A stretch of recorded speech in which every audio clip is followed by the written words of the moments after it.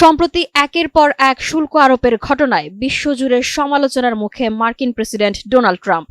শুধু তাই নয়, ব্রাজিলে পণ্যের উপর 50% কর বসানোর যে পরিকল্পনা, সেটিও নাকি উদ্দেশ্য প্রণোদিত হয়েই করেছেন ট্রাম্প।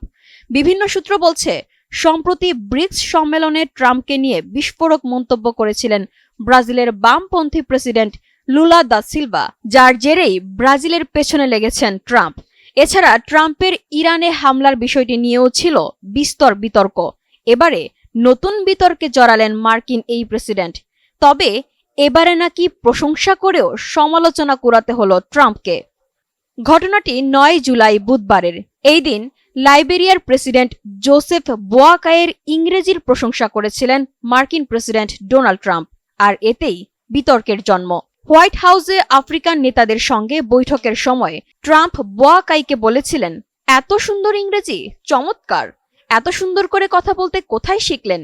এই প্রশংসাই জন্ম দেয় বিতর্কের।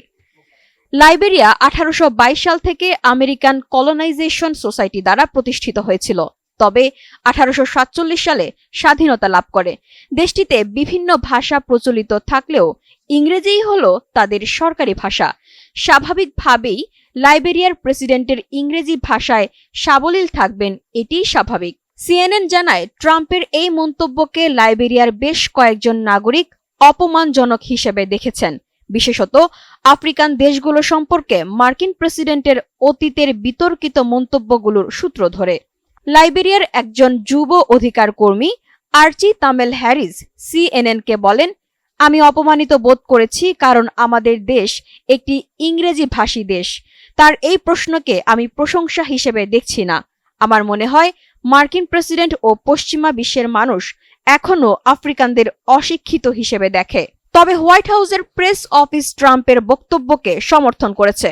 ট্রাম্প প্রশাসনের আফ্রিকার সিনিয়র উপদেষ্টা মাসাদ বুলোস সিএনএনকে বলেন, প্রেসিডেন্ট ট্রাম্পের এই মন্তব্যকে আফ্রিকান নেতারা প্রশংসা হিসেবেই দেখেছেন।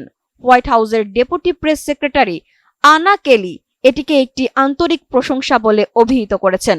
লাইবেরিয়ার পররাষ্ট্রমন্ত্রী সারা বেইসুলোনিয়ান্টি সিএনএনকে বলেছেন, লাইবেরিয়ার প্রেসিডেন্টের দৃষ্টিকোণ থেকে কোনো অপমান হয়নি। অনেক মানুষ আফ্রিকান মহাদেশের ভাষাগত সীমানা বা ভাষাগত জনসংখ্যার পরিসংখ্যান বোঝেন না। ট্রাম্প এর আগেও কূটনৈতিক বৈঠকে অন্যান্য নেতাদের ইংরেজি ভাষার দক্ষতার প্রশংসা করেছেন।